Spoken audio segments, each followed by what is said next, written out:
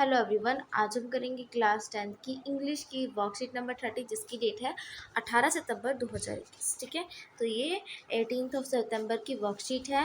ठीक है, और ये फुटप्रिंट्स विदाउट फीट का चैप्टर नंबर 1 है, अ ट्रायम्फ ऑफ सर्जरी। ठीक है, तो दूसरी बुक कौन सी है?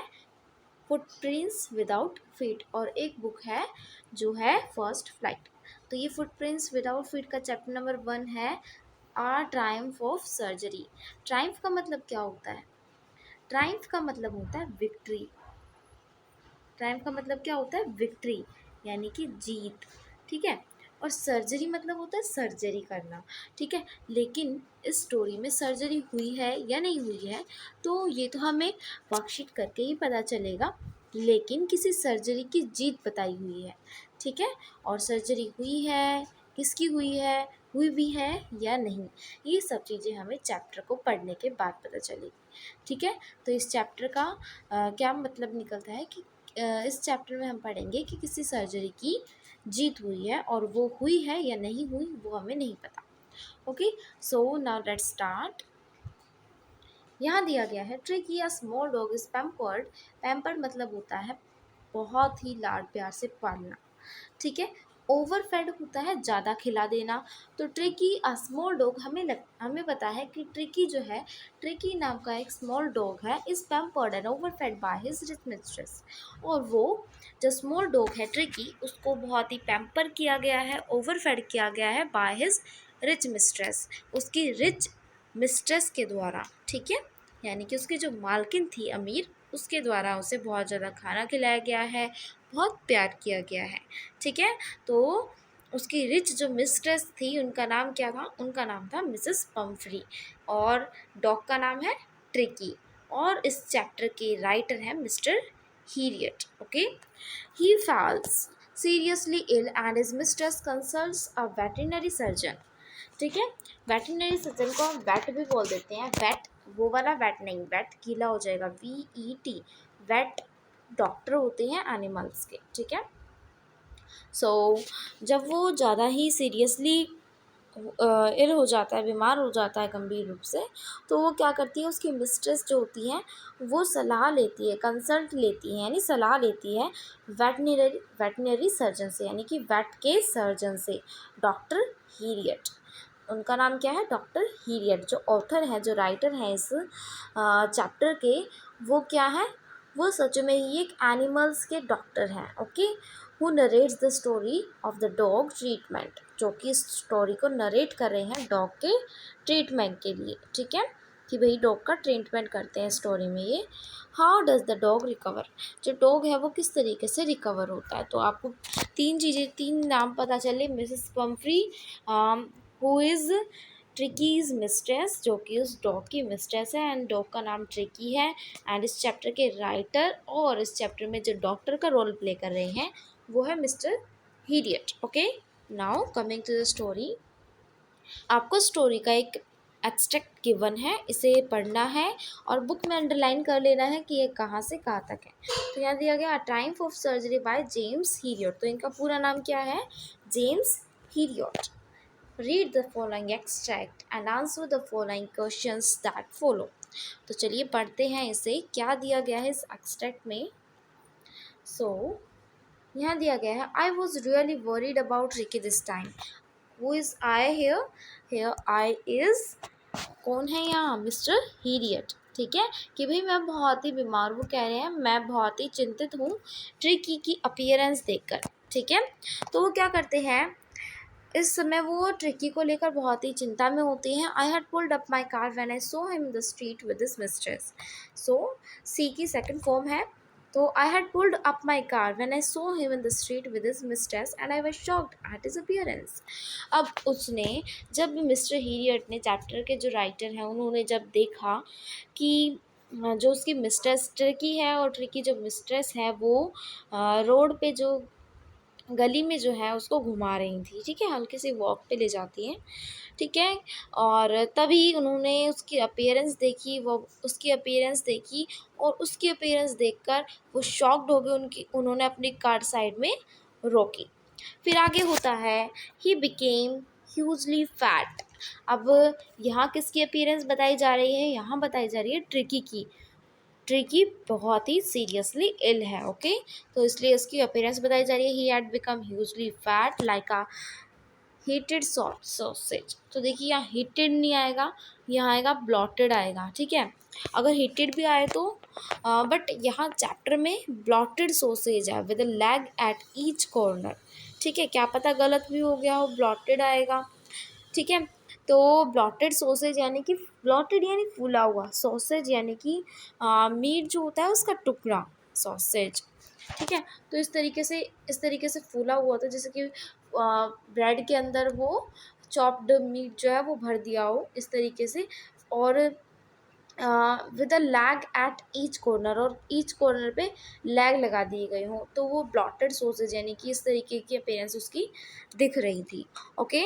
तो यहाँ हमें क्या पता चलता है इस अपीयरेंस को देखकर, हम ये कह सकते हैं जब ये वो इतना ज़्यादा ब्लॉटेड हो गया है, सॉसेज की तरह हो गया है, यूजली फैट हो गया है, सो यूजुअली से उसकी जो मिसेस पम्फ्री हैं वो उसे बहुत ही ज़्यादा प्यार करती हैं, एंड वो उसे ज़्यादा से ज़्यादा पैम्पर करती हैं, वो उसे बहुत ज़्यादा पैम्पर करती हैं, लाड प्यार करती हैं, एंड वो उसे साथ ही साथ ओवर फैट भी कर देती है, जिसकी वजह से ये ज़्यादा जो है इल हो गया है, बीमार हो गया है। इट्स क्लियर कि वो किस लिए बीमार हो गया है, क्योंकि मिसेस पम्फ्री जो इसकी मिस्ट्रेस हैं वो इसे बहुत ज़्यादा लाड प्यार करती हैं, पैम्पर करती हैं, सो इसी वजह से वो उसे ज़्यादा ओवर फैट भी कर देती हैं, होते हैं ना कि ज़्यादा खिला देते हैं, सो चलिए आगे देखते हैं। His eyes bloodshot and rheumy stared ahead and his tongue looled from his jaws. अब क्या होता है, his eyes, उसकी जो eyes हैं उसकी पूरी अपीयरेंस बताई गई है ट्रिकी की। उसकी जो eyes है वो ब्लड शॉट हो रही थी, यानी कि बिल्कुल खून की तरह लाल सी दिख रही थी, और र्यूमी होता है थिक वाटरी, जब डिस्चार्ज थिक वाटर जब हमारी आइज से डिस्चार्ज होता है, so it is called rheumy, okay. तो र्यूमी होता है, जो आपने देखा होगा डॉग्स की आइज़ में जो थिक सा वाटर निकलता है, सो इट इज़ कॉल्ड र्यूमी, ठीक है। तो वो थिक सा वाटर उसकी आइज से डिस्चार्ज हो रहा था, and state ahead and his tongue lolled from his jaws. अब क्या होता है, उसकी जो टंग थी वो उसके जॉज यानी जबड़े से बिल्कुल स्ट्रेट बाहर निकल आई थी, ठीक है, बाहर निकल रखी थी, और वो बिल्कुल सामने की तरफ देख रहा था, सो उसकी जो टंग है वो उसके जबड़े से बाहर निकल रखी थी, यानी कि उसकी अपीयरेंस बहुत ज़्यादा ख़राब थी। सो आगे देखते हैं। Mrs Pumphrey hastens to explain, Mrs Pumphrey जल्दी से बताती हैं, ठीक है। He was so listless mister Herriot, कि ये बहुत ही ढीला ढाला हो गया mister Herriot.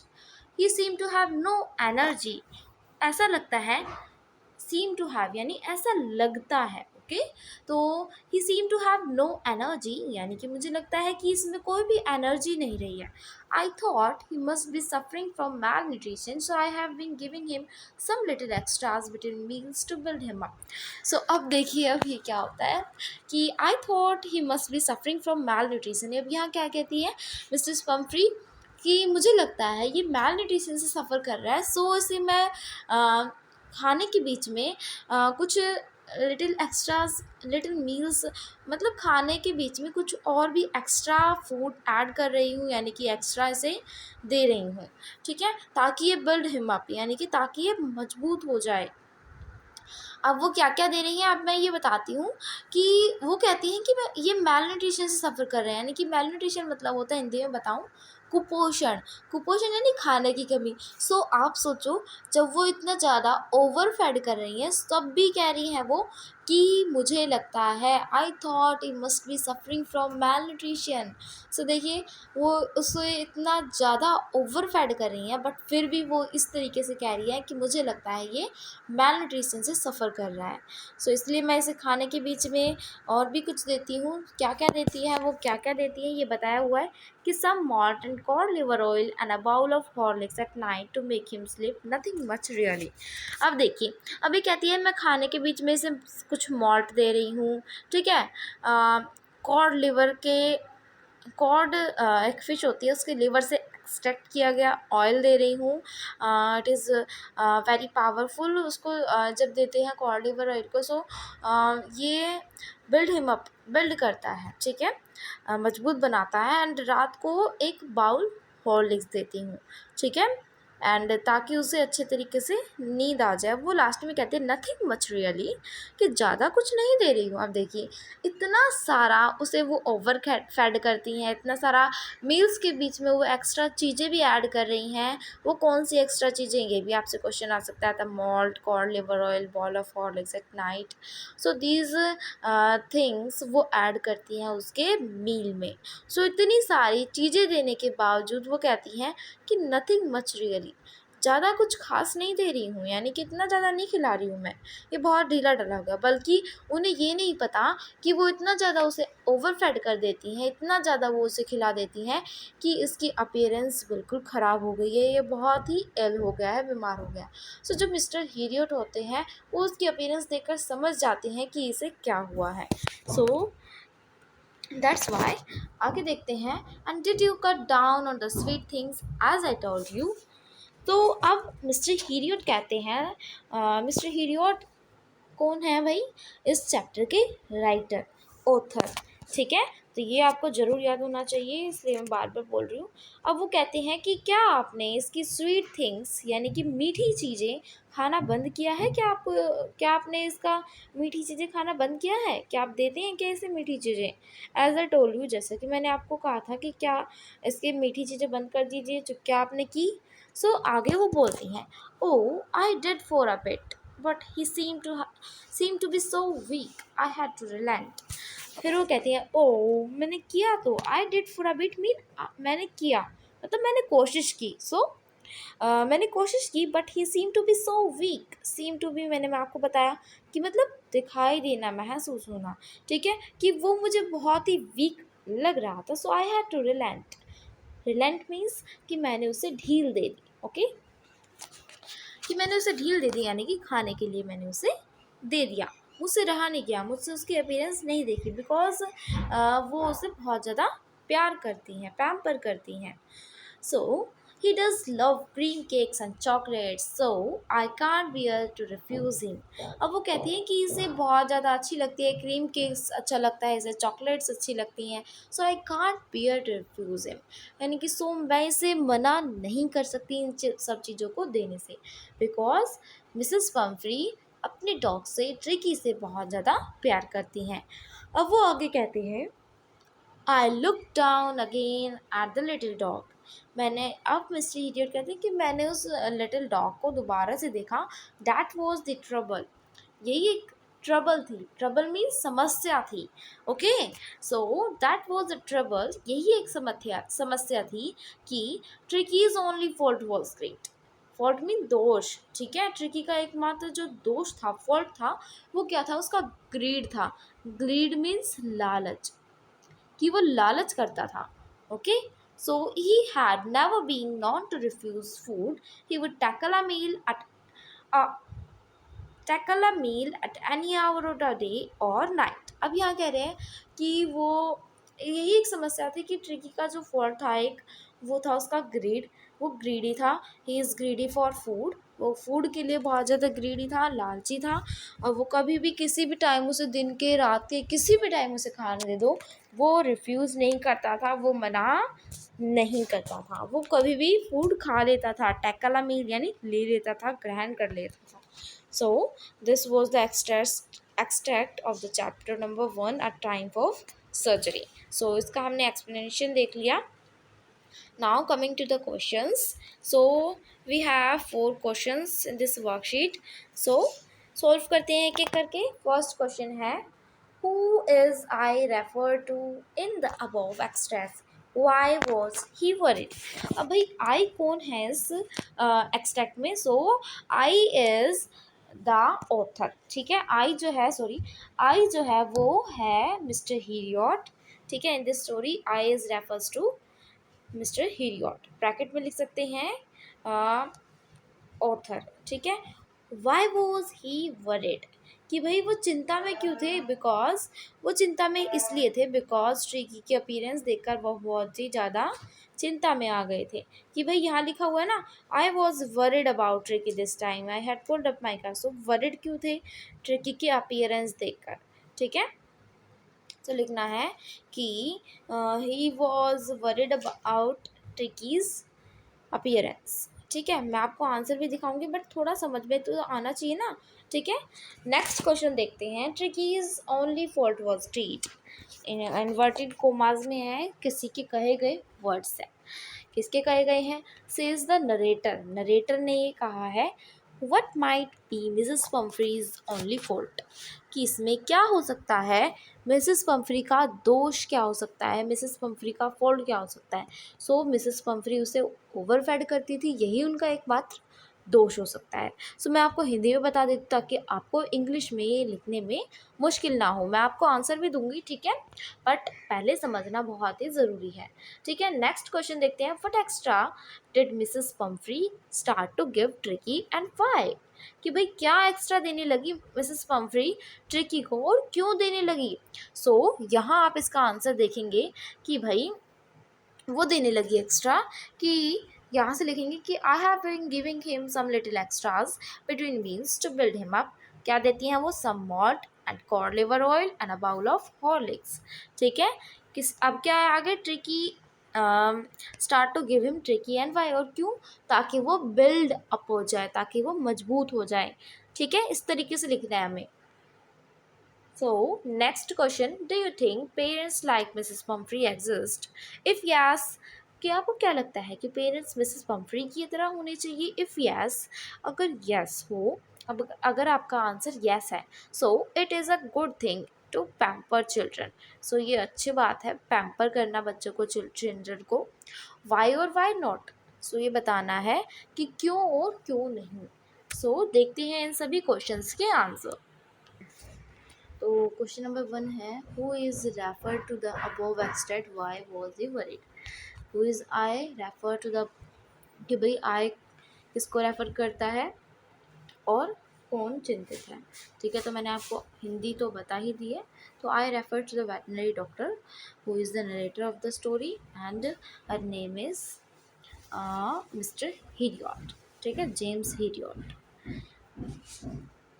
He was worried to see the appearance of Mrs Pumphrey's dog, कि भाई वो किस चीज़ से लेकर चिंता में थे, कि भाई उनके डॉग की अपीयरेंस को लेकर।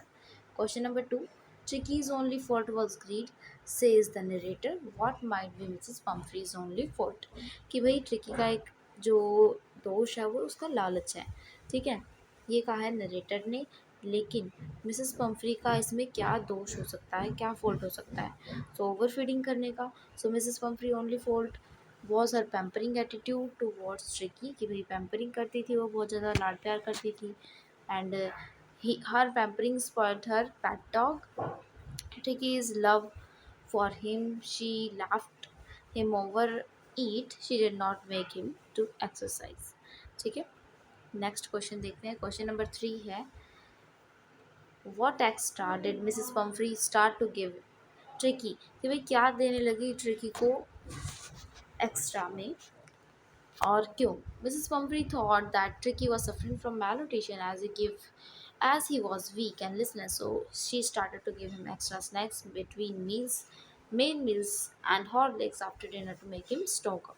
So मिसेस पम्फ्री ने सोचा कि ये मेडिटेशन सफ़र कर रहा है, सो ये बहुत ज़्यादा वीक लग रहा है, मुझे लिस्टलेस लग रहा है, थका थका सा लग रहा है। ठीक है, कमज़ोर लग रहा है। सो वो स्टार्ट करने लगी, उसे एक्स्ट्रा स्नैक्स देने लगी, खाने के बीच में हॉर्लिक्स देने लगी। ठीक है, ताकि वो थोड़ा स्ट्रॉन्ग बन जाए। तो वो एक्स्ट्रा थिंग्स बतानी है, तो कॉड लिवर ऑयल ये भी लिख सकते हैं। इसके अलावा कि पहली चीज़ तो ये हो गई, ठीक है, ऐड कर सकते हैं code liver oil, and second thing is oil और malt। ठीक है, और क्या देती थी? हॉर्लिक्स देती थी। तो ये दो चीज़ें भी ऐड कर सकते हैं। यहाँ लिखोगे कि main meals and Horlicks after, Horlicks के बाद लिख देंगे कॉमा लगा के cod liver oil and malt. ठीक है, और आगे ऐसा कैसे as it is. Question number 4 is and the last question of this worksheet, do you think parents like Mrs Pumphrey exist, कि पेरेंट्स मिसेस पम्फ्री की तरह होने चाहिए? इफ़ यस, यदि हाँ, तो it is a good thing. So तो ये बहुत ही अच्छी बात है टू पैम्पर चिल्ड्रन, कि बच्चों को लाड प्यार करना बहुत ही अच्छी बात है। वाई और वाई नॉट, बताओ क्यों और क्यों नहीं। ठीक है, ये बताओ बच्चों को लाड प्यार करना कि अच्छी बात है, क्यों और क्यों नहीं, ये बताना है हमें। ठीक है, so yes parents like Mrs Pomfrey definitely exist. तो इस क्वेश्चन का हम आंसर देंगे यहाँ तक का, ये हो गए यहाँ तक। नेक्स्ट क्वेश्चन है इफ़ यस, यदि हाँ तो पैम्पर करना बच्चों को गुड थिंग, क्या बच्चों को पैम्पर करना अच्छी बात है। तो these people spoil their children by marking sure all their demands are met. Pampering children is moderation is healthy, but excess of it is harmful.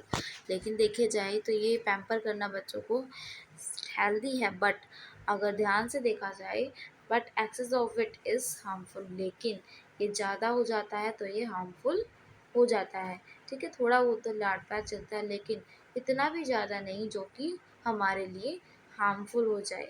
So this was the last question of this worksheet. I hope you will understand this worksheet. और uh, अगर आपको कोई भी doubt है इस worksheet में, so ask in comment section. So ये था आपका चैप्टर नंबर 1 इस वर्कशीट का।